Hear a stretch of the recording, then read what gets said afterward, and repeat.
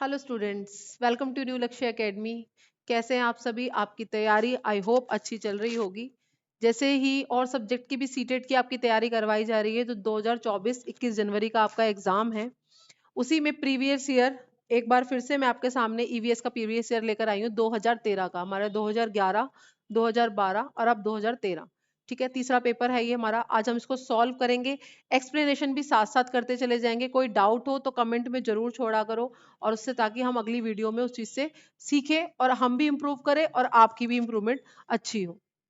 ठीक है, तो आज हमारा ईवीएस का मैथ्स का हमारा हो चुका है। अब ईवीएस का कर रहे हैं, यही वाला क्वेश्चन पेपर सॉल्व करते हैं। आज पूरे 30 क्वेश्चन करेंगे विद एक्सप्लेनेशन। तो स्टार्ट करते हैं हमारे 30 क्वेश्चन जो हमारे ईवीएस के हैं। आपकी तैयारी अच्छी चल रही होगी। प्रीवियस ईयर आपकी तैयारी में बहुत ज्यादा रोल अदा करता है, तो प्रीवियस ईयर तो सब बच्चों को करने ही है। साथ ही साथ अपना जो सिलेबस है वो आप करते रहिए, एनसीईआरटी अच्छी तरीके से पढ़ते रहिए, और जो भी कुछ एक्स्ट्रा होगा वो मैं आपको साथ साथ कराती चलूंगी। और साथ में पैडागोजी पैडागोजी की बात करें हम ईवीएस की, तो उसके भी मैं आप क्वेश्चन स्टार्ट करूंगी। आपके डेली 20 क्वेश्चन, 15 क्वेश्चन जैसे भी होंगे हमारी पीडीएफ में, वो हम करते चलेंगे। उसको भी एक्सप्लेनेशन के साथ आपके पेपर तक काफी सारे आपको पैडागोजी के क्वेश्चन मिल जाएंगे, और समझ में आ जाएगा कि कौन से वर्ड से आपको बचना है और कौन से वर्ड्स को आपको देखकर पेपर सॉल्व करना है। नेगेटिव पॉजिटिव जिसे कीवर्ड्स भी हम कहते हैं। तो आज शुरू करते हैं हमारा 2013 का पेपर जो है आपका ईवीएस का। क्वेश्चन नंबर 61 होता है आपका ईवीएस का पेपर। 61 से आप ओएमआर भरते हुए चीज का ध्यान रखना कि ओएमआर आपकी गलत ना हो। 61 से लेकर आपका जो 90 होता है वो होता है आपका ईवीएस का। चलिए स्टार्ट करते हैं अपना पहला क्वेश्चन। चलिए अपना क्वेश्चन पेपर स्टार्ट करते हैं हम ईवीएस का। 61 क्वेश्चन हमारा क्या कह रहा है? क्वेश्चन नंबर 61 कह रहा है the name of the scientist, कौन सा? The name of the scientist who first peeped into a mosquito stomach and prove that mosquito spared the malaria. ठीक है, उस वैज्ञानिक का नाम क्या है? मैंने अपने प्रीवियस ईयर जो पेपर आपको करवाया था उसमें भी रोनाल्ड रोज के बारे में बताया था, जिन्होंने मलेरिया के मच्छर की खोज करी थी। इन्होंने देखा था कि कैसे जो वायरस है वो इंसान के खून में है और वही मच्छर में भी पाया गया। इन्होंने उसका पेट काट के देखा था कि जो लार्वा उसके पेट में है वही हमारे जो जिसको बुखार होता है मलेरिया, उसके पेट में भी पाया जाता है। तो किसने सिद्ध किया था कि यह आपका मलेरिया होता है मच्छर के काटने से? इस अनुसंधान के लिए दिसंबर 1902 में, कब? 1902 में इनको नोबेल पुरस्कार भी दिया गया था। किसको? रोनाल्ड रोज को। तो आपका ऑप्शन नंबर 4 जो है वो बिल्कुल करेक्ट है, रोनाल्ड रोज। ग्रोगर मेडल की बात करी गई यहाँ पर। मेंडल ने हेरिडिटी का सिद्धांत दिया था, हेरिडिटी का प्रिंसिपल दिया था, इन्होंने मटर के ऊपर खोज करके दिया था। ये भी आपका एनसीईआरटी में ही चैप्टर है, रोनाल्ड रोज। अब एक क्वेश्चन यहां से ये भी आ जाता है कि कौन कौन सी बीमारी मच्छर के काटने से होती है। ठीक है, तो आपका डेंगू हो गया, मलेरिया हो गया, और चिकनगुनिया और जापानी फीवर जिसको जापानीज फीवर बोलते हैं, वो भी आपका मच्छर के काटने से होता है। सीक्वेंस में अगर क्वेश्चन आए तो आपने ये चारों ही लगाने हैं। मलेरिया के लक्षण: कपकपी, तेज बुखार, सर में दर्द, ये आपके लक्षण हैं। उपाय पूछ ले तो वही जाली का प्रयोग करना है, जहां पर पानी इकट्ठा ना हो उसके लिए हम उसमें थोड़ा सा कैरोसिन वगैरह प्रयोग करेंगे। तो ये रोनाल्ड रोज इसका आंसर है। आगे बढ़ते हैं नेक्स्ट क्वेश्चन की तरफ। 62 क्वेश्चन क्या कह रहा है? देखिए जो मलेरिया वाला जो चैप्टर ये है, क्वेश्चन है, ये आपका मोस्टली सभी पेपर में है, तो इम्पोर्टेड है। ये चैप्टर आपका 4th में है, उससे आपका रिलेटेड दिया गया है। अगला क्वेश्चन क्या कह रहा है? रजत ने अपने मित्र से कहा, रजत ने अपने मित्र से कहा मैं खेल नहीं सकता क्योंकि मुझे बुखार है। मैं कपकपी बुखार, सेम वही बात हो रही है, मैंने अभी बताया, ये मलेरिया के ही लक्षण बता रहे हैं कि मैं कपकपी बुखार, सर दर्द और अंत में पसीना आने से चक्कर से गुजरता हूं। रक्त की जांच के बाद डॉक्टर ने मुझे कड़वी दवाई दी है। रजत किस रोग से पीड़ित है? मियादी बुखार, टाइफाइड नहीं, टाइफाइड नहीं होगा, वो गंदा खाना, प्रदूषित खाने खाने से होता है आपका। अतिसार, डायरिया नहीं, हैजा भी नहीं होगा। अभी बात करी थी मैंने मलेरिया, मलेरिया फीमेल एनाफ्लिसिस के काटने से होता है, ये भी क्वेश्चन आपका आता है। डेंगू आ जाए तो एंडीज फीमेल एंडीज, और अगर आपका मलेरिया आ जाए तो मादा एनाफ्लिजिस के काटने से आपका होता है। ठीक है, तो इसका ऑप्शन नंबर 4 है बिल्कुल सही आंसर। नेक्स्ट बढ़ते हैं, अल बरूनी की बात कर रहा है ये। अल बरूनी कौन था? Who was Al Biruni? Who was Al Biruni? ठीक है, वह एक कुतुबशाही सुल्तान था जिसने हमारे देश में लगभग 40 वर्ष तक शासन किया। नहीं, ये नहीं है।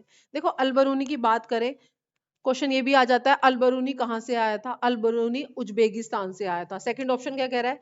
वह अफगानिस्तान का एक व्यापारी था जो हमारे देश में नहीं, वो अफगानिस्तान का व्यापारी नहीं था, वो उज्बेकिस्तान से आया था। थर्ड ऑप्शन में दे रखा है वह उज्बेकिस्तान से का यात्री था जिसने एक किताब लिखी जो हमारे देश के इतिहास के बारे में जानने में सहायक है। ठीक है, मोहम्मद गोरी के साथ आया था, यहाँ पर आकर यहाँ का पॉन्ड सिस्टम यानी कि अल बरूनी को हमारे यहाँ का वाटर सिस्टम जो था, तालाबों का सिस्टम, ये अच्छा लगा था। इसने वहां पे जाकर किताब लिखी और किताब में भारत के जो पॉन्ड सिस्टम है उसकी तारीफ करी। तो इसीलिए चैप्टर अल बरूनी का आपकी एनसीईआरटी में रखा गया है। और इसमें ये भी रखा गया है कि इसके 1000वें बर्थडे पर, जब इसके मरने के 1000वें बर्थडे पर भारत सरकार ने इसकी एक टिकट भी बनाई, डाक टिकट। ठीक है, तो डाक टिकट भी बनाएगी। और इसने एक क्वेश्चन और आता है, इसने किताब लिखी थी किताब उल हिंद। कौन सी किताब लिखी थी? किताब उल हिंद भी उज्बेकिस्तान के यात्री अल बरूनी ने लिखी थी। ज्यादातर आपका जो मोस्ट इंपोर्टेंट क्वेश्चन है वो यही आता है कि अल बरूनी कहां से आया था, तो अल बरूनी उज्बेकिस्तान से आया था। ठीक है, तो इसका ऑप्शन नंबर जो 3 है वो बिल्कुल सही है, उज्बेकिस्तान का यात्री था। नेक्स्ट बढ़ते हैं, अगला क्वेश्चन क्या कहता है? क्वेश्चन नंबर 64 करते चलते हैं फटाफट से। आपका ये 2013 का पेपर हो रहा है, प्रीवियस ईयर। सब बच्चे आंसर देने की कोशिश करना और जो कमेंट में जरूर आंसर और सजेशन जरूर किया करिए, क्योंकि लक्ष्य एकेडमी हमेशा चाहती है कि बच्चों से कुछ पे ना लेकर बच्चों को बेस्ट से बेस्ट दिया जाए। 64 क्वेश्चन क्या कह रहा है आपका? रात में जागने वाले जानवरों। देखो, ये आपकी पहली थीम है फैमिली एंड फ्रेंड्स, वहां से ये क्वेश्चन लिया गया एनिमल, जो आपकी सब थीम है। पहली बात तो आपको पता होना चाहिए, एनिमल जो है वो आपकी क्या है? एक सब थीम है। पहली थीम की जो आपकी पहली थीम है कौन सी? फैमिली एंड फ्रेंड्स, जिसे हम चैप्टर 1 भी बोल देते हैं, फैमिली एंड फ्रेंड्स। उसकी आपकी 4 सब थीम्स हैं, उसमें से आपकी जो तीसरे नंबर की है वो है एनिमल। आपकी 1.1 यानी कि पहली है आपकी रिलेशनशिप, रिश्ते नाते, जिसमें आप केरल वगैरह रिश्ते, मलयालम में क्या बोलते हैं, वलियम्मा, ये सब पढ़ते हैं। ठीक है, और 1.2 है उसमें आप खेलों के बारे में कि क्या क्या काम करते हैं और खेलों के बारे में पढ़ते हैं। 1.3 है आपकी एनिमल और 1.4 है आपकी प्लांट्स, इनके बारे में आप पढ़ते हैं। तो जो ये क्वेश्चन है ये आपका एनिमल थीम से है। कौन सी थीम से है? एनिमल थीम से। रात में जागने वाले जानवर को हर चीज कैसी नजर आती है? उन्होंने कलर पूछा है, हर रंग में। वे हर रंग में देख सकते हैं? नहीं, वे हर रंग में नहीं देख सकते, ये तो ऑप्शन गलत हो गया। केवल काली और सफेद ही देख सकते हैं? बिल्कुल सही बात है कि उनको ब्लैक एंड व्हाइट दिखता है, only in black and white colours. जो रात में जानवर जागते हैं, जैसे आउल है, उल्लू से भी क्वेश्चन आता है कि ये कब जागते, इनको कौन सा कलर दिखाई देता है? तो इनको काला और सफेद ही रंग दिखाई देता है। ठीक है, आउल की बात कर लेते हैं, उल्लू की। यहां से भी क्वेश्चन आ जाता है, वह कौन सा है जिसकी मानव की तरह यानी कि ह्यूमंस की तरह सामने आंखें होती है? ये क्वेश्चन भी आपका कई बार आया हुआ है। ठीक है, तो उल्लू ही है। और कौन सा है जिसकी 360 एंगल पे अपनी गर्दन को घुमा लेता है, यानी कि पीछे तक पूरी घुमा लेता है? तो वो भी आउली आपका आंसर आएगा। ठीक है, और काला और सफेद का कॉन्सेप्ट भी है कि रात को जागने वालों को कौन सा कलर दिखाई देता है? केवल काला और सफेद। नेक्स्ट बढ़ते हैं अपने नेक्स्ट क्वेश्चन की तरफ। हाथियों के बारे में क्वेश्चन है, ये भी आपकी एनिमल सब थीम से ही क्वेश्चन है। देखिए थीम्स कितनी इंपॉर्टेंट है और उनकी सब थीम्स भी। 2 क्वेश्चन रेगुलर, एनिमल, सब थीम से एक पेपर में। तो आपको जो जो आपको ईवीएस का जो आपका सिलेबस है वो ऐसा डिजाइन किया गया है कि उसको थीम्स में बांटा गया है, ताकि जो पूरा इन्वायरमेंटल है, कैसे पैदा होना, कहाँ उसका समाज बढ़ेगा, कौन से परिवार, ये सब कहीं ना कहीं कनेक्टेड है ना? तो इसीलिए थीम्स में बांटा गया है। अब एनिमल्स टॉपिक से ही देख लेते हैं, हमारा दूसरा क्वेश्चन क्या है। Select the correct statement about elephant. Elephant के बारे में क्वेश्चन है, हाथियों के झुंड के बारे में सही कथन चुनिए। An elephant herd has mainly female and baby elephant up to 14-15 years old. हाथियों के झुंड में केवल हथनियां होती हैं, ये बात बिल्कुल सही है, ठीक है। और 14-15 वर्ष के बच्चे ही रहते हैं, बिल्कुल सही बात है ये, ठीक है। हाथियों के झुंड के बारे में ये बिल्कुल सही है। हाथियों के एक झुंड में किसी एक ही परिवार के सदस्य होते हैं, आगे देख लेते हैं, ठीक है। हाथियों के झुंड में किसी एक ही परिवार के सदस्य होते हैं, नहीं, ऐसा नहीं है कि वो एक ही परिवार के सदस्य होंगे, ऐसा कहीं पे भी नहीं लिखा हुआ। झुंड की सबसे बुजुर्ग हथनी ही पूरे झुंड की नेता होती है, बिल्कुल सही बात है। देखो, हाथियों की झुंड की खास बात है कि उसमें सिर्फ फीमेल और उसके बच्चे रहते हैं, और जो सबसे अल्डर होती है, सबसे बड़ी होती है, वो उनकी नेता होती है। बाकी सारे खाना ढूंढने का काम करते हैं और वो ग्रुप का ध्यान रखती है, ठीक है। मेल का इसमें ज्यादा रोल नहीं होता, मेल ग्रुप में नहीं होते हैं। एक ही झुंड में हथनियों और बच्चों की संख्या कितनी भी हो सकती है, नहीं, हथनियों और बच्चों की संख्या कितनी नहीं होती, ये 10 से 12 होती है, ठीक है। 14 से 15 साल इकट्ठे रहते हैं, फिर आइसोलेटेड हो जाते हैं। और एक क्वेश्चन और भी आ जाता है कि एक छोटे हाथी का वजन, यहीं से एनिमल से ही क्वेश्चन इसी टॉपिक से आ जाता है कि छोटे हाथी का वजन यानी कि हाथी के बच्चे का वजन कितना होता है, तो वो आपका 200 किलोग्राम, ठीक है। 200 केजी में आ जाए, अगर क्विंटल में पूछ ले तो 2 क्विंटल, दोनों ही आपके ऑप्शन में हो तो आप देख लेना। 200 किलोग्राम उसका वजन होता है, और एक बड़ा हाथी एक दिन में 100 केजी लीव्स को खा लेता है, ठीक है। हाथियों को और बता देती हूँ, हाथियों के बारे में और भी क्वेश्चन, कि हाथियों को ज्यादा आराम करना पसंद नहीं है, ठीक है। ऐसा लगता है कि वो बड़े हैं, भारी हैं, तो वो रेस्ट करते होंगे, नहीं, वो 2 से 4 ही घंटे ही सोते हैं। ये क्वेश्चन भी आ जाता है आपका, जैसे स्टेटमेंट है तो ऐसी स्टेटमेंट भी वो डाल सकता है। 2 से 4 घंटे सोते हैं, और उनको कीचड़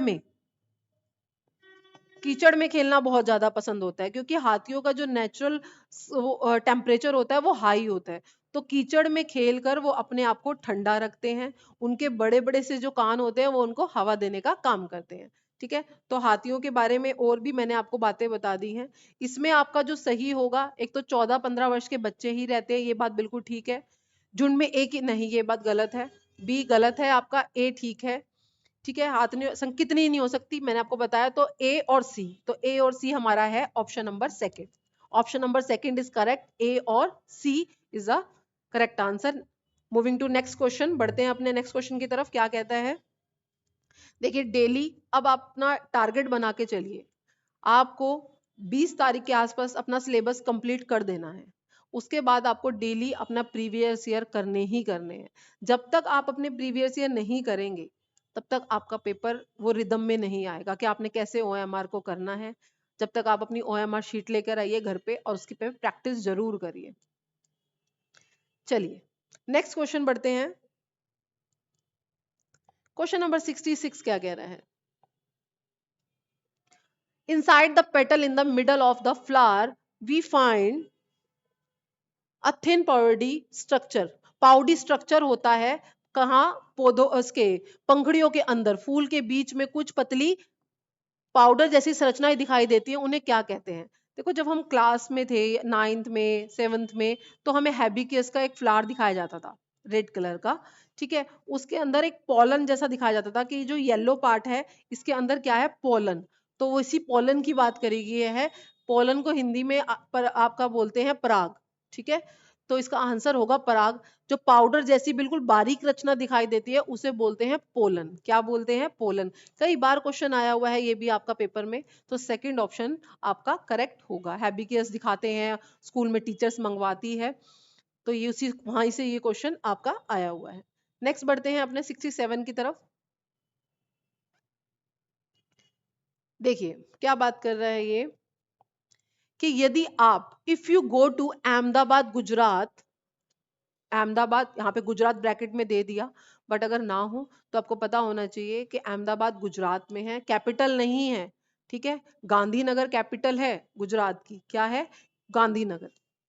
if you go to Ahmedabad Gujarat by a train, Then at Ahmedabad railway station, you will find the most of the vendor are selling. एक स्टेशन पे जब एक ट्रेन रुकती है, ये क्वेश्चन क्यों डाला हुआ है? एक चैप्टर है आपका ओमना का सफर, ठीक है, वो अपनी नानी के घर जा रही है छुट्टियों में, तो जहाँ पे उसकी ट्रेन रुकी है स्टेशन पे, तो वो स्टेशन के खाने को, उसके स्ट्रक्चर को, वहाँ के लोगों के पहनावे को सब डिस्क्राइब कर रही है, एक डायरी में लिख रही है, ठीक है। वो केरल जा रही है, तभी केरल के बहुत सारे क्वेश्चन आते हैं, ठीक है। तो वहीं से क्वेश्चन है, तो वहां के जो वेंडर हैं अधिकतर क्या बेचते हैं, क्या खाया जाता है आपका? वलसाड भी आ जाता है कभी कभार, यहाँ पे अहमदाबाद दे रखा है, वलसाड से भी क्वेश्चन आ जाता है।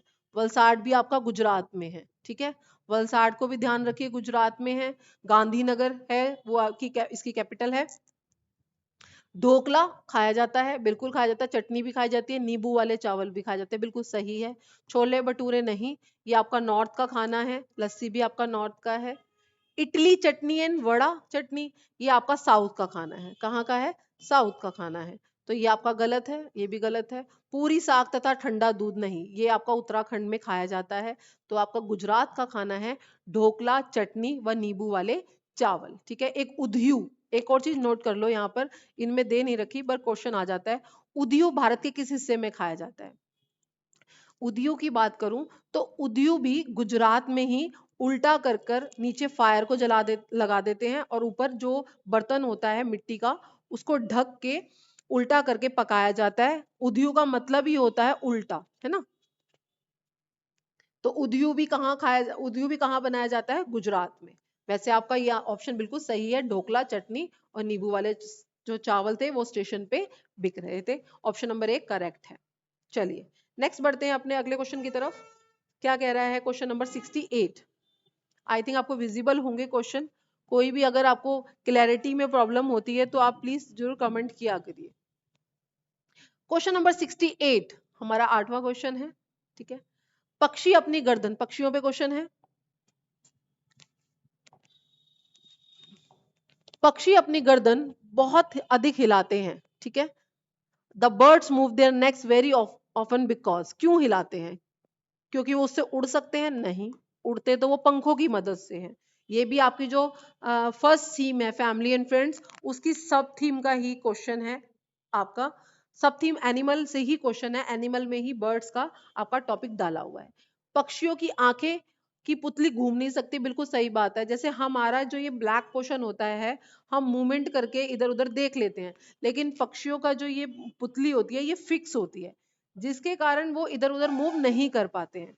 मूव ना करने की वजह से उनको अपनी गर्दन को मूव करके ही देखना पड़ता है। तो ये ऑप्शन बिल्कुल ठीक है, पक्षियों की आंखों की पुतली घूम नहीं सकती। The birds are eyes are fix, ठीक है। द बर्ड्स हैव, उनकी आंखें छोटी होती नहीं, छोटी का कोई भी कॉन्सेप्ट नहीं है। उनकी आंखें पंखों से ढकी होती नहीं, जो उनके कान होते हैं वो सर के दोनों साइड होते हैं, आंखें जो होती हैं सॉरी, वो सर के दोनों साइड होती है छेद सी, तो वो उससे गर्दन को हिला हिला हिला के, कबूतर देखा होगा आपने, वो गर्दन को हिला हिला के सारी मूवमेंट करते रहते हैं, ठीक है। पक्षियों से भी देखो हर पेपर में क्वेश्चन तो आना ही है। यहाँ पर पक्षियों के बारे में दे दिया, वरना स्पेसिफिक किसी पक्षी का नाम देकर, जैसे आपका इंडियन रोबिन है, सनबर्ड है, फाख्ता है, इससे भी क्वेश्चन आपके बनते ही बनते हैं। नेक्स्ट क्वेश्चन देखते हैं, तो इसका आंसर क्या होगा आपका? सेकंड। नेक्स्ट क्वेश्चन देखते हैं अपना, क्वेश्चन नंबर 69। 69 क्वेश्चन क्या कह रहा है? निदान के पश्चात, यानी कि डायग्नोस, किसी बीमारी की पता लगा लेना, निदान करना। निदान के पश्चात कोई डॉक्टर रोगी से ये कहता है, उसके खून में क्या बताता है? हीमोग्लोबिन। किसकी कमी है? हीमोग्लोबिन। जो मैंने लास्ट 2 पेपर कराए हैं उसमें भी आयरन की कमी यानी कि हीमोग्लोबिन कमी, अनीमिया से हमेशा क्वेश्चन आते हैं। तो अनीमिया तो आपको अच्छे से करके जाना ही जाना है। हीमोग्लोबिन की कमी, तो उस रोगी को आयरन की कमी, कौन सा रोग? आयरन की कमी हो गई है, यानी कि अनीमिया रोग हुआ है, ठीक है। इस रोग को क्या बोलते हैं? अनीमिया। पूरा करने के लिए क्या क्या खाना चाहिए? बेसिकली रोग का नाम नहीं पूछा, उपचार पूछ ले। जब हमारे खून में खून 12 डेल से नीचे हो जाता है, यानी कि माइनस चला जाता है 8 9 10 के आसपास, तो हमें कौन सी बीमारी होती है? आयरन की कमी, यानी कि लोहे की कमी, अनीमिया। ठीक है, इसको पूरा करने के लिए क्या खाना चाहिए? चावल नहीं, गलत। चीनी, आंवला खाना चाहिए लेकिन चीनी नहीं। हरे पत्तेदार सब्जियां, गेहूं संतरा नहीं। गुड़ नींबू मटर नहीं, गुड़ खाना चाहिए बट नींबू मटर नहीं। आंवला, हरे पत्तेदार सब्जियां और गुड़, ये ऑप्शन बिल्कुल ठीक है। ठीक है, हमें आंवला लेना है, हरे पत्तेदार सब्जियां, कोई जरूरी नहीं है यहाँ पर हरे पत्तेदार सब्जियां ही लिखा होगा। अगर कोई स्पेसिफिक नाम दे दिया, जैसे एक बार पेपर में ब्रोकली दे दिया था तो बच्चों ने उसको लगाया नहीं। ब्रोकली भी तो ग्रीन ही होती है, ठीक है, उसमें भी आयरन पाया जाता है। तो आयरन वाली सब्जियां, आंवला और गुड़, आपका जैगरी जिसे बोलते हैं, आंवला, green leaf vegetables and jaggery the correct answer. ये अनीमिया को दूर करता है। ठीक है, आगे बढ़ते हैं अपने अगले क्वेश्चन की तरफ। 70 क्वेश्चन, हमारे 10 क्वेश्चन हो गए हैं। ठीक है, आई होप आपको अच्छे से समझ में आ रहा होगा। ये तो हम कर ही रहे हैं कि इसका आंसर क्या होगा, बट और क्या क्वेश्चन बन सकते हैं इससे, वो भी हम साथ साथ कर रहे हैं। ठीक है, हमारे चैनल को आप सब्सक्राइब करिए, न्यू लक्ष्य एकेडमी। चलिए, अगला क्वेश्चन क्या कह रहा है? राष्ट्रीय पाठ्यचारा, नेशनल करिकुलम फ्रेमवर्क, एनसीएफ की बात हो रही है। किसकी बात हो रही है यहाँ पर? एनसीएफ की। राष्ट्रीय पाठ्यचारा की रूपरेखा 2005 प्राथमिक स्तर पर पर्यावरण अध्ययन शिक्षण का प्रमुख उद्देश्य होना चाहिए। क्या उद्देश्य होना चाहिए? क्यों पर्यावरण पढ़ाया गया है प्राइमरी लेवल पर? क्वेश्चन है ये। विषय की आधारभूत संकल्पनाओं की आधारभूत समझ का विकास करना। आगे पढ़ लेते हैं। विषय के आधारभूत, आधारभूत का मतलब बेसिक, जो चीज हमें बेसिक चाहिए। सिद्धांतों को स्मरण करना, याद करना नहीं, याद करना मेमोराइज करना सही नहीं होता है। ठीक है, कक्षा कक्षीय, देखिए एनसीएफ में पर्यावरण जोड़ने का सीधा सीधा है कि प्राथमिक स्तर पे बच्चों को उनकी डेली लाइफ से जोड़ो। जो उन्होंने घर पे सीखा है या जैसे काम वो घर पे करते हैं, आप उनको ईवीएस वैसे ही सिखाइए। तो पढ़ लेते हैं। कक्षा कक्षीय यानी कि linking classroom learning to life outside the school, बिल्कुल सही बात है। जो उनका लर्निंग है उसको बाहर के जीवन से जोड़ना, ताकि वो समाज को भी सीखे, है ना। तो ये ऑप्शन बिल्कुल ठीक है। आगे भी पढ़ लेते हैं। स्वतंत्र रूप से प्रयोग करने की कुशलता अर्जित करना, सब मतलब acquiring skill to carry out experiment independently. नहीं, इतने प्राथमिक स्तर पे वो इंडिपेंडेंट, देखो प्राथमिक स्तर का नाम है इसमें, प्राइमरी लेवल स्पेशल कहा गया। प्राइमरी स्टेज पे बच्चा खुद इंडिपेंडेंटली नहीं कर सकता है। तो आपका होगा थर्ड आंसर कि उसको उसकी बाहर की लाइफ के साथ कनेक्ट करो ताकि वो समाज के बारे में सीखे। चलिए नेक्स्ट क्वेश्चन बढ़ते हैं अपना। अगला क्वेश्चन हमारा क्वेश्चन नंबर 71। आई होप आपको समझ में आ रहे होंगे क्वेश्चन सारे। Which of the following is not consist, निम्नलिखित में से कौन सा फिर प्राथमिक स्तर, देखो इन्होंने जब कोई स्पेसिफिक डाल दी ना बात के, तीसरी कक्षा, चौथी कक्षा, प्राथमिक स्तर, पहली दूसरी तीसरी, तो आपका जो दिमाग है ना आंसर देने के लिए वहीं पे ही जाना चाहिए। कौन सा प्राथमिक स्तर पर पर्यावरण अध्ययन की पाठ्यचारा जो करिकुलम है उसकी आवश्यकता के अनुरूप नहीं है? इन चीजों को जरूर देखना है, नोट में पूछ रखा है। और ये पेपर ऑफलाइन है, तो जब भी क्वेश्चन पेपर मिलेगा और नहीं वाले जो आंसर आपको मिलेंगे, क्वेश्चन मिलेंगे, उस पे आप जरूर अपना पेन एक बार सर्कल कर देना, ताकि आप जल्दीबाजी में गलती ना कर बैठे। ठीक है, वो क्या कह रहा है कि कौन से जो करिकुलम है वो पूरा नहीं करता है उसे काम की दुनिया में प्रवेश के लिए शिक्षार्थियों को ज्ञान एवं कौशल यानी कि जो स्किल्स है उससे लेस कर देना, लेस करना चाहिए। देखो कोई भी लेस नहीं, पूर्ण नहीं होता कभी भी। कोई भी इंसान चाहे वो शिक्षक ही क्यों ना है, वो लेस नहीं है किसी भी चीज से। रोज कुछ ना कुछ हम नया नया सीखते हैं। तो ये ऑप्शन, पहला ही ऑप्शन मुझे गलत लग रहा है। तो नहीं, ये तो बिल्कुल नहीं है कि शिक्षार्थियों को इतना ज्ञान दे दो या उनको इतनी स्किल कर दो कि वो पूरे हो जाए, पूर्ण हो जाए, लेस हो जाए। आगे पढ़ लेते हैं। उसे शिक्षार्थियों में पर्यावरण के सरोकार को उत्पन्न करना, बिल्कुल। It should include the learners to concern for environment, environment के बारे में बताना, एनवायरमेंट के बारे में जागरूक करना, बिल्कुल ठीक बात है, ये काम है। उसे शिक्षार्थियों को उन पद्धतियों और प्रक्रियाओं को अर्जित करने में शामिल रखना चाहिए जो नए ज्ञान को उत्पन्न करने में आगे आए, बिल्कुल। देखो ये 5E की बात है यहाँ पर भी, जो ईवीएस के आपके 5 लर्निंग है। एक्सप्लेन करना, एंगेज करना, सबसे पहले तो बच्चा एंगेज होगा। ठीक है, एंगेज होगा किसी चीज में तभी तो उस चीज को एक्सप्लोर कर पाएगा, खोज पाएगा, देन उसके बाद एक्सप्लेन कर पाएगा, जो उसने देखा है खोजा है उसके बारे में बता पाएगा, एलोबरेट कर पाएगा, और देन उसके बारे में इवेल्युएट कर पाएगा। तो 5E से ही क्वेश्चन है ये बनता है सी, बिल्कुल बात सही है। उसे शिक्षार्थियों के मानसिक स्तर के अनुकूल होना चाहिए, बिल्कुल। हमें कुछ भी ऐसा सिखाना है जो बच्चों के एटलीस्ट लेवल का हो, ये नहीं हो कि बहुत ज्यादा हाई लेवल सिखा दिया, तो हमें लेस नहीं करना। और उन्होंने नहीं में पूछा है तो नहीं का ऑप्शन ए करेक्ट होगा आपका। बाकी सारे आपके पॉजिटिव हैं, ये भी, और ये आपका नेगेटिव में आता है, और नेगेटिव ही उसने पूछ रखा है आपसे, तो ए ऑप्शन करेक्ट होगा। नेक्स्ट बढ़ते हैं। एनसीईआरटी की पाठ्य पुस्तक में किसकी बात कर रहा है ये? एनसीईआरटी की पाठ्य पुस्तक में पर्यावरण अध्ययन को उच्च प्राथमिकता और स्थान दिया गया है, मतलब प्रायोरिटी दी गई है। Higher priority and space has been given in NCERT textbooks on EVS 2। क्यों दी गई है? विषय की अवधारणा संकल्पनाओं की व्याख्या करने के लिए, कि भाई ये जो विषय है इनको हम एक्सप्लेन कर सके। नहीं, मुझे ये सही नहीं लग रहा, आगे देख लेते हैं। ये इसलिए रखा गया है ताकि बच्चे चिंतन यानी कि provide opportunity to learner the contemplation and wondering, खोज सके चीजों को, विस्मय कर सके, शिक्षार्थियों को अवसर उपलब्ध कराना। देखो, डिबेट, चर्चा परिचर्चा आपका हो गया, दैनिक जीवन से जोड़ना, बच्चे को अवसर देना, जहां पर भी आपको ऐसे शब्द दिखे वो आप आंख बंद करके लगा देना, ठीक है। बच्चा खुद कर रहा है, इसमें अवसर कराने के लिए, यानी कि उसको खुद अपॉर्चुनिटी दी जा रही है। तकनीकी शब्दावली यानी इनको ऐसे टर्म देना, टेक्निकल टर्म्स नहीं, ये सही नहीं होता आपका। अधिक संख्या में अभ्यास के प्रश्न देने के लिए से कुछ नहीं होगा जब तक बच्चा खुद नहीं इन्वॉल्व होगा, ठीक है। तो ऑप्शन नंबर 2 जो है वो बिल्कुल ठीक है। विषय की आधारभूत संकल्पनाओं, जो हमारे हम कॉन्सेप्ट है, सिर्फ उसकी व्याख्या कर दूं, मैं आऊं और मैंने चैप्टर एयर पढ़ाना है और मैं पढ़ाकर बोलकर चली जाऊं, बच्चों की कोई इन्वॉल्वमेंट नहीं है, नहीं। तो ऑप्शन नंबर 2 इसका बिल्कुल सही होगा। नेक्स्ट बढ़ते हैं। क्या कह रहा है? पर्यावरण अध्ययन की पाठ्य पुस्तकों में कविताओं, किसका?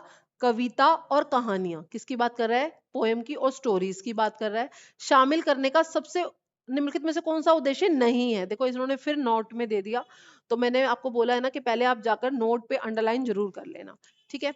विषय में रुचि का विकास करना, ये तो बिल्कुल है ही, तो नहीं तो हो ही नहीं सकता। नित्य और एक रस विषय वस्तु में बदलाव करना, बिल्कुल, इसलिए तो करी जाती हैं कि बच्चा बोर ना हो, थोड़ा सा उसका ये हो जाए कि भाई जो वो अगर इंटरेस्ट भी नहीं ले रहा है तो उसको थोड़ा सा समझ में आने लग जाए, ठीक है, और एक जैसी बात से बाहर निकले, बिल्कुल।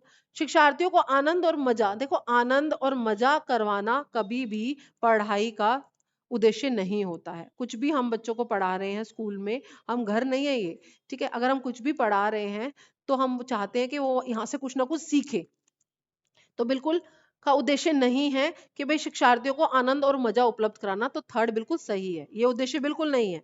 फोर्थ भी पढ़ लेते हैं। शिक्षार्थियों में कल्पनाशीलता, बिल्कुल, इमेजिनेटिव पावर तो बढ़ती ही बढ़ती है कहानियों से। हम कहानी जब सुनते हैं तो हम भी सोचते हैं हम ऐसे होते, अच्छा फिर वैसे होता, तो इमेजिनेशन तो बढ़ती है, और क्रिएटिविटी भी बढ़ती है, कभी कभार बच्चे खुद ही कहानियां रचने लग जाते हैं। तो ऑप्शन नंबर 4 भी बिल्कुल ठीक है, सेकंड भी ठीक है, फर्स्ट भी ठीक है, इन्होंने नहीं पूछा है तो है थर्ड आंसर, ठीक है। चलिए नेक्स्ट बढ़ते हैं अपने नेक्स्ट क्वेश्चन की तरफ। 74 क्वेश्चन क्या कह रहा है आपका? पर्यावरण अध्ययन की एक अच्छी पाठ्यचारा यानी कि अच्छा गुड करिकुलम को बच्चे के प्रति सही, जीवन के प्रति सही और विषय के प्रति सही होना चाहिए, बिल्कुल।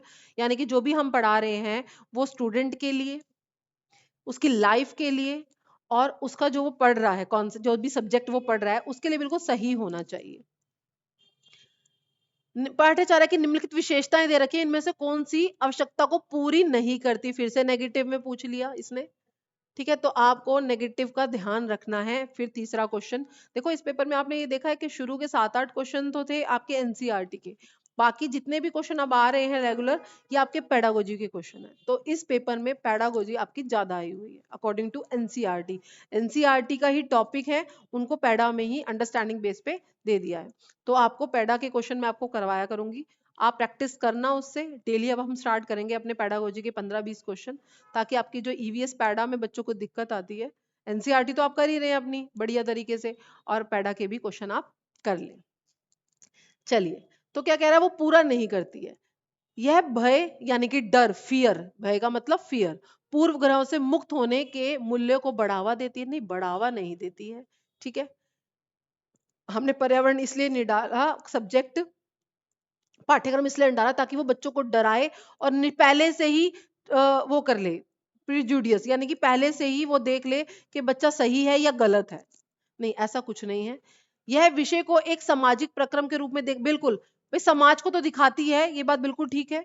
यह शिक्षण अधिगम प्रक्रिया पर अधिक बल देती है, बिल्कुल देती है। शिक्षण अधिगम प्रक्रिया जो भी टीचर पढ़ा रहा है, it emphasis more on process of teaching and learning, बिल्कुल सही बात है, ये देगी। यह शब्दावली और परिभाषाओं पर अधिक बल देती है, नहीं, ये शब्दावली और परिभाषाओं पर अधिक बल नहीं देती है। ठीक है, इसका काम नहीं है कि डेफिनेशन लर्न करवाना और टर्म्स करवाना। तो दो नेगेटिव हैं, अब हमारे पास दो नेगेटिव हैं, देखो। ठीक है, एक ये वाला है, एक ये है, ए है और हमारे पास डी है। अब हमें इसमें से एक अच्छा सा छांटना है। देखो, ये भय और पूर्वाग्रह से मुक्त, मुक्त की बात कर रहा है वो, कि बिल्कुल मुक्त कर देती है, बिल्कुल ठीक बात है। ये डराती नहीं है उससे, बल्कि फियर को खत्म कर देती है। तो ये नेगेटिव नहीं है आपका, नेगेटिव है आपका ये, और नेगेटिव ही उसने पूछा हुआ है, कौन सा नहीं है। तो आपका फोर्थ जो है बिल्कुल सही हो जाएगा। कौन सा सही हो जाएगा आपका इसमें, फोर्थ।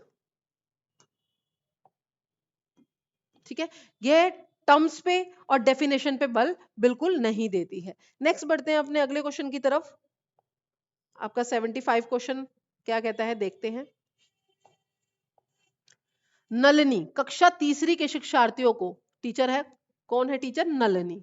आपको ये भी देखना है पेडागोजी के क्वेश्चन करते समय कि बच्चा खुद कर रहा है या टीचर करवा रही है। ठीक है, नलिनी कक्षा तीसरी के शिक्षार्थियों को जानवर और हमारे साथ, जानवर हमारे साथी, ठीक है, एक चैप्टर पढ़ा रही है, एनिमल्स आवर फ्रेंड्स, टॉपिक है आपका, थीम है।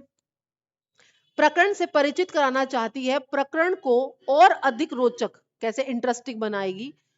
तो कौन सा युक्ति सर्वाधिक उपयुक्त होगी, पॉजिटिव में पूछ रखा है उसने, नहीं में नहीं पूछ रखा। ठीक है, तो विभिन्न जानवरों के चित्रों का प्रदर्शित करने वाले चार्टों का प्रयोग करेगी, नहीं।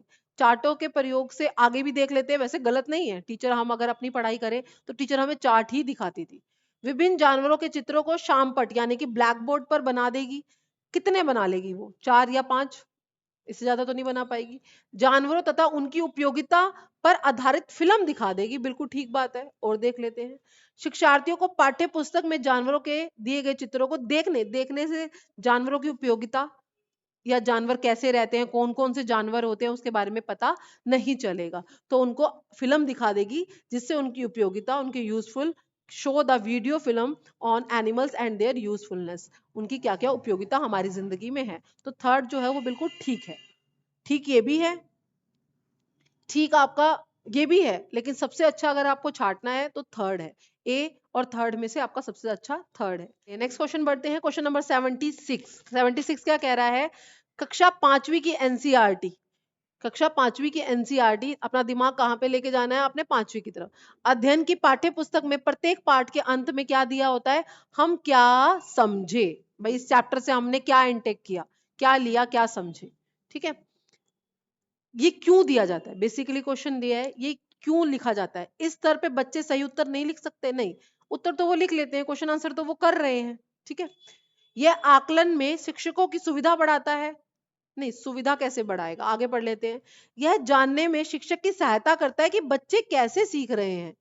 अब वो क्वेश्चन पूछेगी, बच्चे अपने अपने थॉट्स में जवाब देंगे, तो टीचर के लिए आकलन आसान हो जाएगा कि बच्चे आखिरकार सीख कैसे रहे हैं।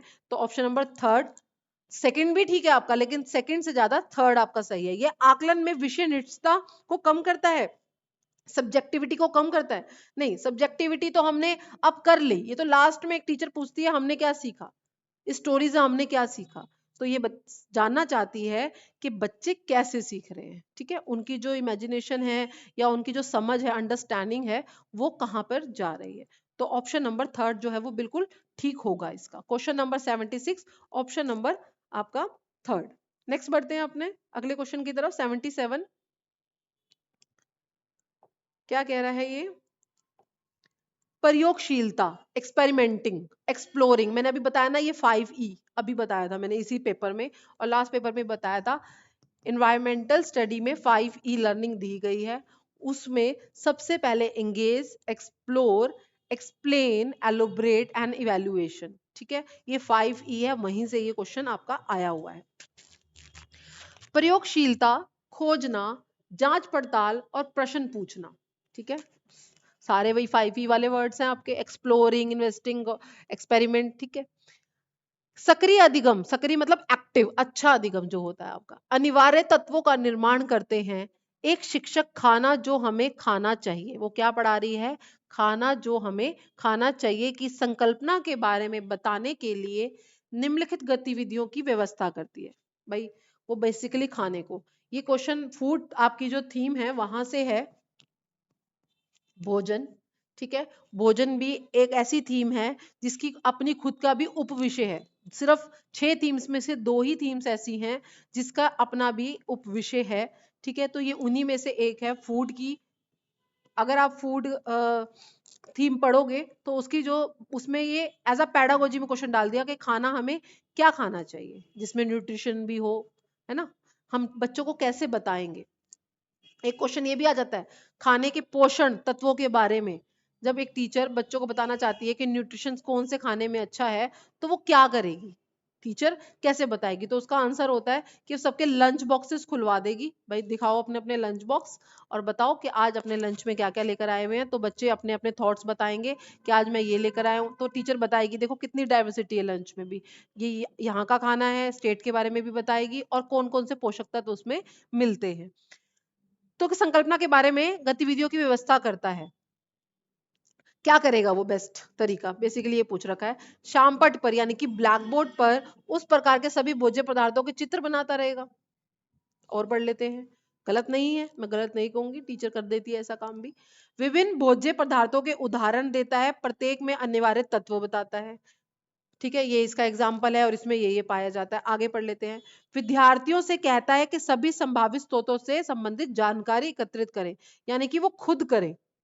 मैंने अभी बताया ना बच्चे करके सीखे, ये वैसे भी 5E में है, तो बच्चा खुद करे, सिर्फ वीडियो दिखाने से। अच्छा नीचे भी क्वेश्चन है, नीचे क्वेश्चन दे रखा है, उपयुक्त 4 गतिविधियों में से कौन सी सक्रिय यानी कि कौन सा जो अधिगम है वो आप फॉलो करोगे, ठीक है, संतुष्ट करती है, मतलब हमारी कौन सी ऐसी है जिससे हमें ये संतुष्ट करती है कि ये बिल्कुल ठीक है।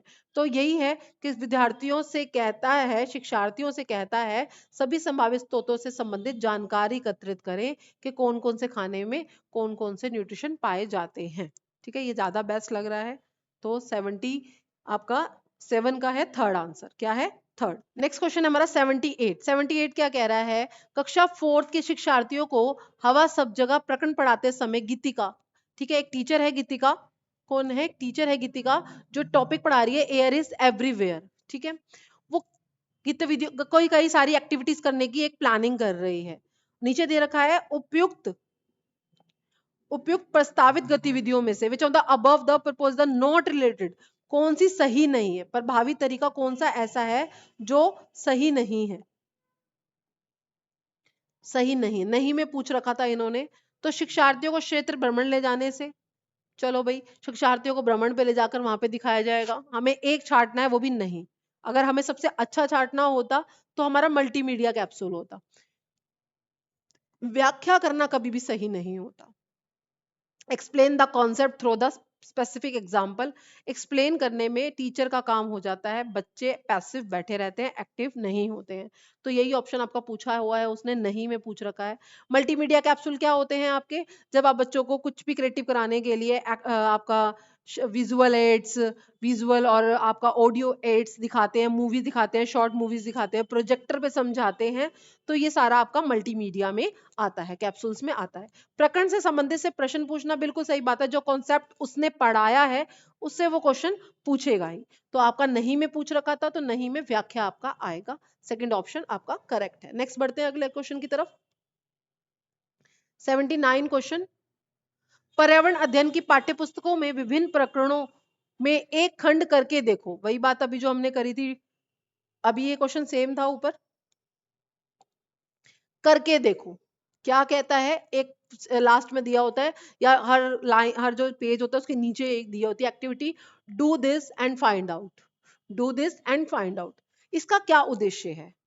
प्रत्यक्ष हस्तरण यानी कि providing a direct hand on experiment करेगा बच्चा, अनुभव लेगा, बिल्कुल ठीक बात है। परीक्षा में इंप्रूविंग परफॉर्मेंस इन एग्जामिनेशन, नहीं, यहाँ पे हम बच्चों को इसलिए तैयार नहीं कर रहे कि वो पेपर में अच्छा स्कोर करें, ठीक है, तो ये गलत होगा। वैज्ञानिक शब्दावली मैंने अभी बताया आपको कि डेफिनेशन टर्म्स ये ईवीएस का लक्ष्य नहीं है, ठीक है, तो ये भी गलत होगा आपका। Keeping the students engage and home, घर में व्यस्त रहे, नहीं घर में नहीं, वो जो भी काम करे सेल्फ करे और एक एक्सपीरियंस ले, ठीक है, खुद काम करे और एक्सपीरियंस ले, तो ए जो है वो ज्यादा सही है सभी ऑप्शन से। नेक्स्ट बढ़ते हैं अपने क्वेश्चन नंबर 80 की तरफ। लास्ट हमारा जो 10 क्वेश्चन, 20 क्वेश्चन ऑलमोस्ट हो गए हैं, अभी हमारा 20वां क्वेश्चन है 80, है ना। चलिए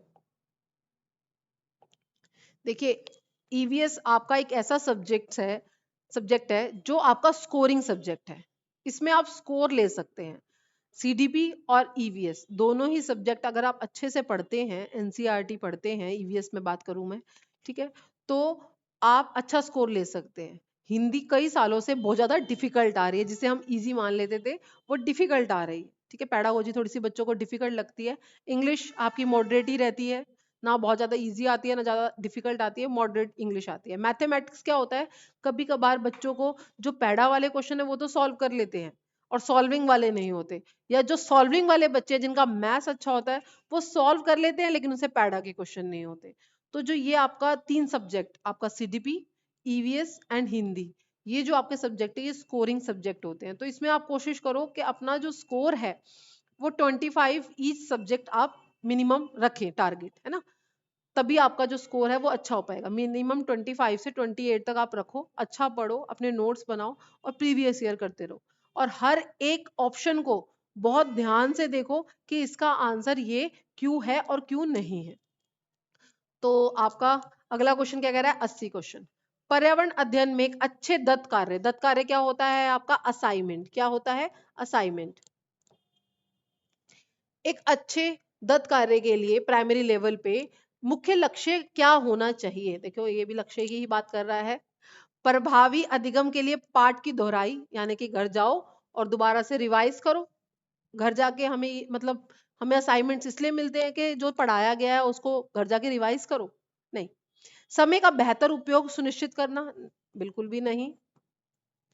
शिक्षार्थियों में अनुशासन बनाने के लिए टीचर का काम ये नहीं है कि बच्चे को असाइनमेंट इसलिए दे ताकि वो साइलेंट होकर या अनुशासन में बिल्कुल बैठे रहे। अधिगम विस्तार, देखो मैंने अभी भी बात की ना, अवसर जहां पर भी आपका अपॉर्चुनिटी आ जाएगा, opportunities provide extend learning opportunities, अधिगम विस्तार के अवसर उपलब्ध कराएं, यानी कि जो उनकी लर्निंग है वो और ज्यादा बढ़े, ऐसा कोई असेसमेंट दे, इसलिए दिया जाता है ताकि उनकी जो लर्निंग है वो बढ़ जाए। तो इसका फोर्थ आपका बिल्कुल सही होगा। नेक्स्ट बढ़ते हैं 81 की तरफ। पर्यावरण अध्ययन के शिक्षक के रूप में चिड़ियाघर के भ्रमण, यानी कि आप एक टीचर हैं ईवीएस के टीचर हैं और आप कहाँ लेके जा रहे हैं, जू लेके जा रहे हैं बच्चों को, तो आपका क्या मुख्य उद्देश्य है। मैंने अभी बताया था, इसी पेपर में सेम ऑप्शन था आपका, आनंद और मजा कभी भी उद्देश्य नहीं होता है, तो बड़ा बड़ा कांटा लगा दीजिए, ठीक है। नित्य, to have to change in monotony अंदर रूटीन, जो भी उनका रूटीन चलता आ रहा है उसमें बदलना नहीं।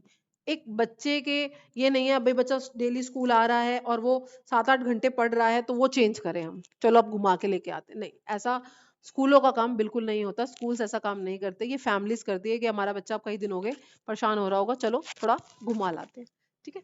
शिक्षार्थियों को सक्रिय अनुभव, देखो फिर से वो आ गया आपका अनुभव, एक्सपीरियंस की बात हो रही है। शिक्षार्थियों को एक्टिव यानी कि वो खुद उस चीज को जिए, ऐसी जगह लेके जाएं वो खुद महसूस करें ये चीज कैसी होती है, कैसे ये खाते हैं, कैसे ये रहते हैं, इनके बारे में जाने। तो बिल्कुल ठीक बात है, थर्ड ऑप्शन आपका बिल्कुल सही है। शिक्षा की गुणवत्ता के बारे में अभिभावकों को यानी कि जो पेरेंट्स हैं, अभिभावक कौन होते हैं? पेरेंट्स। पेरेंट्स को संतुष्ट करना कि भाई हम जो पढ़ा रहे हैं, सेटिस्फाई पेरेंट्स, नहीं, ये ऑप्शन नहीं है। जो हम पढ़ा रहे हैं वो बिल्कुल ठीक है, नहीं। तो थर्ड ऑप्शन आपका बिल्कुल सही है। क्वेश्चन नंबर करेंगे हम 82। ठीक है, सामाजिक विज्ञान के संदर्भ में किसकी बात कर रहा है? ये ईवीएस की ही बात कर रहा है, इसकी सामाजिक सोशल स्टडी साइंस की बात कर रहा है ये। सामाजिक विज्ञान के संदर्भ में पर्यावरण अध्ययन पढ़ने का, ठीक है, निम्नलिखित में से कौन सा उद्देश्य नहीं है? देखो नेगेटिव के कितने सारे इसमें क्वेश्चन थे। एक 30 नंबर के पेपर में पैडागोजी के क्वेश्चन दे रखे हैं ज्यादातर, और उसमें भी नेगेटिव नेगेटिव क्वेश्चन दे रखे हैं। इसे शिक्षा क्या नहीं है? इसे शिक्षार्थियों को विद्यमान विचारों और अभ्यासों पर प्रश्न करने के योग्य बनाना चाहिए। विचार बिल्कुल ठीक बात है, आगे पढ़ लेते हैं। विचार, बच्चों के विचार तो हमें बनाने ही हैं, है ना। इसे बच्चों को समाज के लिए एक जिम्मेदार सदस्य के रूप में बढ़ने का योग्य, बिल्कुल है भाई, समाज के लिए एक जिम्मेवार, ये भी एक सोशल स्टडी का हमारा काम है, तो ठीक है। इसे बच्चों को संस्कृति अभ्यासों में विविधता का सम्मान करने का योग्य बनाना चाहिए। देखो जो एसएसटी है यानी कि आपकी सोशल स्टडी है, वो इसलिए डाली जाती है, इसमें मिक्स करी जाती है ताकि बच्चा पर्यावरण के साथ साथ जो समाज में रहने के लिए और भी चीजें हैं उनको भी विविधता के साथ सीखे। इसे बच्चों की मुख्य, फिर शब्दावली आ गया, तो इस शब्दावली वाला ऑप्शन तो पहले ही काट दो। जहां पर भी आपका विविधा आए, differences of culture practice should be enable children to respect. इसे बच्चों की संस्कृति अभ्यासों विविधता का सम्मान करने के योग्य बनाना चाहिए, बिल्कुल चाहिए। इसे इसमें नहीं पूछ रखा है आपसे, तो बस सारी चीजें पॉजिटिव हैं आपकी, एक ही नेगेटिव है, यही है। इसे बच्चों की मुख्य शब्दावली के अकॉर्डिंग होना चाहिए, नहीं। इसे डेफिनेशंस या तथ्य, डिफिकल्ट वर्ड, कठोर वर्ड, ऐसे शब्द नहीं होने चाहिए। ये जहां पर भी आप ये शब्द देख लो, जैसे शब्दावली है, ठीक है, परिभाषा है, कठोर शब्द है, ये तो किसी का भी उद्देश्य है ही नहीं ना। बल है, बल देना, ही, सिर्फ इसी का प्रयोग करना, केवल, ऐसे शब्दों से आप बचा करो, ये नेगेटिव है। पूर्ण, ठीक है, कोई भी चीज पूर्ण नहीं होती, तो ये शब्द जो है वो आपके नेगेटिव शब्द है, ये कभी भी आंसर नहीं होते हैं। तो ये हमारा ही आंसर होगा क्योंकि उन्होंने नेगेटिव ही पूछ रखा है। नेक्स्ट बढ़ते हैं 83 की तरफ। कविता पर्यावरण अध्ययन की कक्षा में, कविता पर्यावरण अध्ययन की कक्षा में गरीबी, निरक्षरता और वर्ग असमानता, गरीबी और अनएजुकेटेड, पॉवर्टी, वर्ग असमानता जैसे सामाजिक मुद्दों पर बल देना चाहती है। वो बताना चाहती है कि बच्चे भी इस बारे में जागरूक हों। कौन सा उद्देश्य या कौन सा अधिगम अनुभव जो ऐसा होगा जिससे वो बच्चों को इजीली बता सके, ठीक है। संबंधित मुद्दों पर विशेष व्याख्यानों पर आयोजन करना, शिक्षार्थियों को संबंधित सामाजिक मानदंडों पर चार्ट तैयार करवाना, चार्ट नहीं, आगे देख लेते हैं। शिक्षार्थियों को संबंधित जानकारी एकत्रित करने और उनका विश्लेषण, देखो ऑब्जर्वेशन करना, ठीक है। आस्किंग द स्टूडेंट, कहना कि undertake the group project, collect the, analyse, analyse करना जो होता है, वर्गीकरण करना, वो बहुत सही होता है ईवीएस के लिए कि बच्चे खुद करें। परियोजना लेने के लिए कहना, सामूहिक परियोजना लेना और उसका एनालाइज करना। शिक्षार्थियों को संबंधित मुद्दों पर स्लोगन, स्लोगन लिखने से कभी भी उसके बारे में पता नहीं चलता है। संबंधित मुद्दों के विशेष व्याख्यान, नहीं, छोटे बच्चे हैं वो इतना नहीं सीख पाते हैं आपका, ठीक है। चार्ट भी आपका सेकंड ऑप्शन है, इसके अलावा कि बच्चे खुद एनालाइज करें कि भाई मैंने क्या करा है और क्या नहीं, क्या उससे सीखा है, तो थर्ड आपका बिल्कुल सही है। आगे बढ़ते हैं नेक्स्ट क्वेश्चन की तरफ। क्वेश्चन नंबर 84 क्या कह रहा है आपका? प्राथमिक स्तर पर पर्यावरण अध्ययन के, देखो किसकी बात कर रहा है, आप ऐसे क्वेश्चन जो आते हैं ना एफए और एसए वाले, सबमेटिव असेसमेंट और फॉर्मेटिव असेसमेंट, ये आपने इंग्लिश में करने हैं, ठीक है। ये आपने हिंदी में नहीं पढ़ना, हिंदी में इनके बहुत सारे नाम है, निर्माणात्मक हो गया आपका, रचनात्मक हो गया, तो आप कंफ्यूज हो गए। Formative assessment in EVS at the primary stage does not include, को शामिल क्यों नहीं किया, ऐसा कौन सा कारक है जो शामिल नहीं किया जाता, ठीक है। शिक्षार्थियों के अधिगम, देखो आपका जो एफए है ये आपका पूरे साल कॉन्टिन्यूस चलता ही रहता है, बच्चे का ओवरऑल डेवलपमेंट है, उसका हर चैप्टर का, उसकी हर हर एक पोजीशन का, चाहे वो आर्ट्स में अच्छा है, चाहे स्पोर्ट्स में अच्छा है, उसका ओवरऑल डेवलपमेंट, चहुमुखी विकास आपका एफए में होना चाहिए। ऐसे क्या बताता है आपका कि पार्ट के अंत में, यानी कि आपने चैप्टर कर लिया, पढ़ लिया, अब उसके बाद यानी कि आपने पूरे साल एग्जाम दे दिए और उसके बाद टीचर ने आपसे इवैल्यूएशन करा आपका, वो आपका एसए में आता है। ठीक है, तो क्या कह रहा है उसमें से कौन सा शामिल नहीं होता।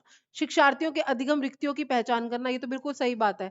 हम गैप को तो देखेंगे ही कि बच्चे में कहाँ कमी रह गई। एफए का तो मकसद ये छोटी छोटी कमियों का पता लगाना। शिक्षण में कमियों की पहचान करना ये भी है। शिक्षार्थियों के सीखने को बढ़ाना, बिल्कुल कि उनके बढ़ाए। ग्रेडिंग और रैंकिंग जो है वो आपका समेटिव असेसमेंट का पार्ट है, ना कि फॉर्मेटिव असेसमेंट का।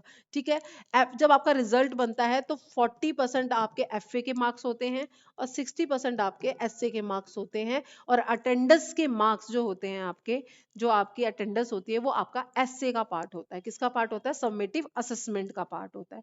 एक और पहचान, पेपर में अगर 4 आए आपका तो आप एफए वाला आंसर ढूंढेंगे। कौन सा? एफए वाला। 4 4 किसके लिए लगता है? एफए के लिए। और ऑफ किसके लिए लगता है? आपका एसए के लिए। एक होता है एज, ये भी आपका इंग्लिश में आ जाता है।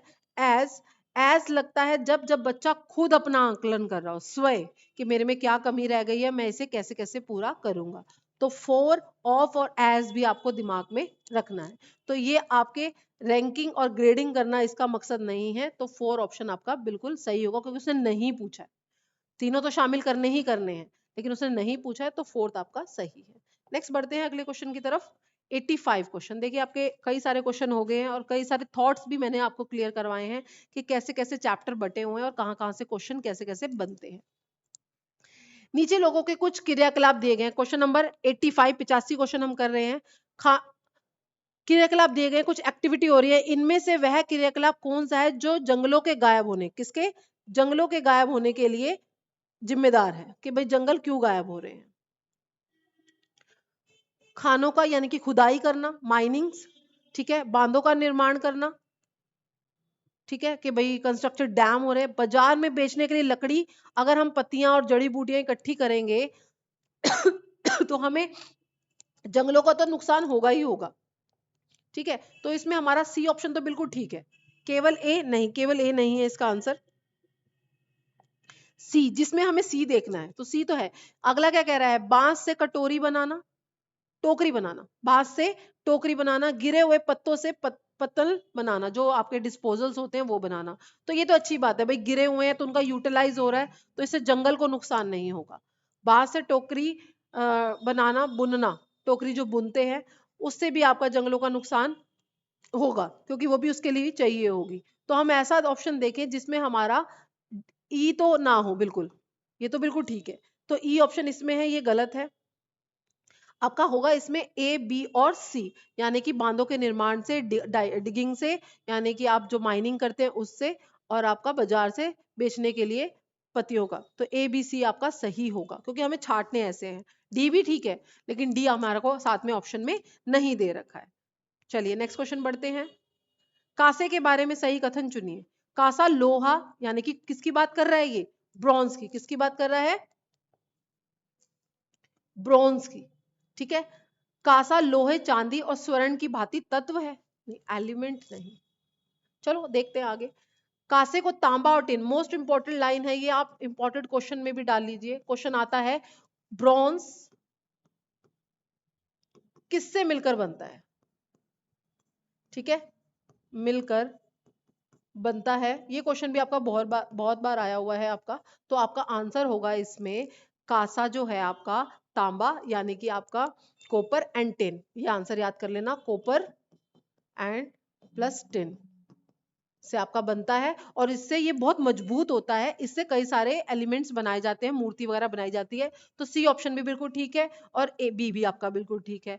कांसे के बर्तन में एल्युमिनियम के बर्तनों की तुलना हल्के, नहीं, ऐसा कुछ नहीं है। तो आपका बी और सी जहां पर आपका दे रखा है, तो ए ऑप्शन आपका सही है। ठीक है, चलिए, क्योंकि आपको ढूंढना ही ऐसा है, नीचे ऑप्शन ही ऐसे, ए भी गलत नहीं है, बट आपको ढूंढना ही इनमें से ही है। आगे बढ़ते हैं अपने नेक्स्ट क्वेश्चन की तरफ। गांधी धाम की बात हो रही है, गुजरात की। देखो, a person living in Gandhidham, Gujarat. कहाँ पे रहता है वो? गांधीधाम रहता है गुजरात में। वो जो है वो सबसे पहले देखो, ये आपका हो गया मैप में गुजरात। समझना इस क्वेश्चन को, ऐसे क्वेश्चन भी आपके हर बार देखने को मिलते ही हैं। गुजरात, और वहां से वो मध्य प्रदेश, और फिर हैदराबाद। ठीक है, हैदराबाद आपका नीचे है आंध्र प्रदेश के पास। ठीक है, तो ये एमपी। तो उसकी जो दिशा है वो क्या होगी? सबसे पहले वो गुजरात से कहाँ गया? उसका गुजरात से वो ईस्ट में गया, अपने ईस्ट में। अगर वो इधर जाता, आप इस तरीके से देख लीजिए, अगर वो इधर जाता तो वो अपने वेस्ट में जाता। वो अपने इधर जा रहा है तो ये क्या है? उसका ईस्ट है। वो अपने पहले पूर्व दिशा में गया, और फिर नीचे नीचे क्या होगा आपका? साउथ। फिर वो साउथ में आया, दक्षिण में। तो पहले पश्चिम दिशा में और फिर दक्षिण दिशा में, नहीं, पहले पूर्व दिशा में और फिर दक्षिण दिशा में, ये आपका सही होगा। First toward east and then toward south. ठीक है, पहले वो अपने पूर्व में गया, देन उसके बाद वो तेलंगाना उसमें नीचे आया, आंध्र प्रदेश हैदराबाद में, तो वो साउथ हो गया। तो ए ऑप्शन आपका बिल्कुल सही है। नेक्स्ट, ऐसे रीजनिंग वाले जो क्वेश्चन है आपके, ये आपका एक क्वेश्चन आपको पेपर में देखने को मिलता है, और अगला भी 88 क्वेश्चन भी आपको देखने को जरूर मिलेगा। अगर ये नहीं होगा तो रेलगाड़ी की स्पीड का क्वेश्चन आ जाएगा आपका, पूछेगा वो जरूर। ठीक है, ऑन अ सिटी मैप, किसी शहर के मानचित्र पर। अच्छा, मानचित्र से क्वेश्चन आता ही आता है, चाहे वो आपसे दिशा पूछ ले, चाहे वो आपसे स्टेट पूछ ले, चाहे वो मानचित्र का प्रयोग हम प्राइमरी लेवल पे क्यों करते हैं? स्थानों की स्थिति को दिखाने के लिए, दर्शाने के लिए हम करते हैं। या ऐसा आ जाए, स्केल पर 1 सेंटीमीटर कितना दे रखा है? 110 मीटर। कितना दे रखा है? 1 centimetre is equal to 110 centimetre.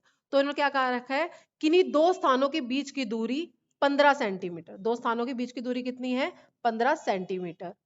तो उन दोनों स्थानों की वास्तविक यानी कि रियल जो है क्या होगा? एक का कितना दे रखा है इन्होंने आपको? 1 centimetre is equal to 110 metre. Metre और 15 सेंटीमीटर दे रखा है। तो क्या करेंगे हम इसमें? हम मल्टीप्लाई कर देंगे 15 को। ठीक है, इससे हम मल्टीप्लाई करेंगे,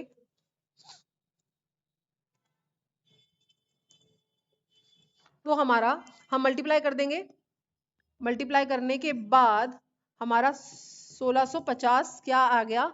मीटर। ठीक है, हमारा क्या आया? मीटर। आंसर आया हमारा मीटर में। अब हमें ऑप्शन देखना है, ऑप्शन में तो कहीं पे है ही नहीं। हमें किलोमीटर में आंसर निकालने के लिए इसको आप डिवाइड कर दो 1000 से, तो आपकी जो पॉइंट है वो यहाँ आ जाएगा। तो आंसर होगा आपका 1.65 किलोमीटर। 1.65 किलोमीटर। ठीक है, सिंपल सा कुछ नहीं करना होता आपको, इस डिजिट से इस डिजिट को आपको मल्टीप्लाई करना होता है। देन उसके बाद आपको देखना है कि आपसे किलोमीटर में पूछ रखा है, सेंटीमीटर में, मीटर में। उसके बाद अगर आपसे किलोमीटर में पूछ रखा है तो 1000 से आप डिवाइड कर दो, आपका आंसर आ जाएगा। तो आपका फोर्थ आपका बिल्कुल सही है। ये क्वेश्चन आता है, इसको प्रैक्टिस करना आप जितने ज्यादा हो सके। मैं आपको करवाऊंगी और भी क्वेश्चन। नेक्स्ट, माउंट एवरेस्ट एक भाग है। माउंट एवरेस्ट बेसिकली उन्होंने पूछ रखा है कि माउंट एवरेस्ट है कहाँ? भारत में नहीं है, माउंट एवरेस्ट है आपका नेपाल में। नेपाल में इसको बोलते हैं सागर माथा। सागर माथा इसका नाम है माउंट एवरेस्ट का। विश्व की सबसे सबसे ऊंची चोटी है। ठीक है, माउंट एवरेस्ट 8848 मीटर इसकी हाइट है। कहाँ स्थित है? नेपाल में। नेपाल की है ये, भारत की नहीं है। ये क्वेश्चन भी आपका इंपॉर्टेंट है। नेक्स्ट क्वेश्चन क्या कह रहा है? 90, तो इसका आंसर होगा नेपाल। नीचे दिए गए, study the following duties responsibilities. कुछ रिस्पॉन्सिबिलिटी दी गई है, इनको पढ़ो। और माउंटेनिंग जो ग्रुप है, यानी कि जो माउंटेन पे चढ़ते हैं, ग्रुप लीडर की, जो माउंटेन पे चढ़ते हैं, ये भी आपका चैप्टर है। ये भी मैं आपको करवाऊंगी अपनी नेक्स्ट क्लास में, जब आपका टॉपिक होगा तो मैं करवाऊंगी। माउंटेनिंग ग्रुप के लीडर जो हैं उनकी क्या क्या जिम्मेवारियां होती हैं। ठीक है, तो जो एक मॉनिटर होगा, एक लीडर होगा, वो क्या क्या काम करेगा? अन्य लोगों का सामान उठाने में मदद करेगा, बिल्कुल ठीक बात है भाई, जो हेल्प तो करेगा ही। पूरे ग्रुप के आगे चलना नहीं, पूरे ग्रुप के पीछे चलता है। जो लीडर होता है वो पूरे ग्रुप के पीछे चलता है। जो चल ना पाए उसे रुकने के लिए कहना, नहीं, रुकने के लिए नहीं कहेगा, उसकी हेल्प करेगा ना वो तो। साथी के बीमार होने पर उसका ध्यान रखना और सबके खाने पीने का इंतजाम करना, बिल्कुल ठीक बात है। रुकने और आराम करने के लिए अच्छी जगह ढूंढना। तो ऑप्शन नंबर ए, डी और ई हमारा, हम किस में है? ये हमारा ए, डी और ई है फोर्थ ऑप्शन में। ठीक है, तो आपके 90 क्वेश्चन हुए हैं आज ईवीएस 2013 का पेपर। आपका एक प्रीवियस ईयर और हो गया। आई होप आपको समझ में आया होगा और आप अपनी तैयारी अच्छे से कर रहे होंगे। लक्ष्य एकेडमी के साथ जुड़िए ताकि हम और भी आपको सब्जेक्ट जैसे इंग्लिश है, मैथमेटिक है, सीटीपी है या और भी कोर्सेज जो हैं आपके, एसएससी है, डीएसएसबी है, इनके बारे में भी आप हमसे अपनी एजुकेशन ले सके और अपने लक्ष्य को पा सके। आज के लिए इतना ही, मिलते हैं अपनी नेक्स्ट वीडियो में। Thank you so much.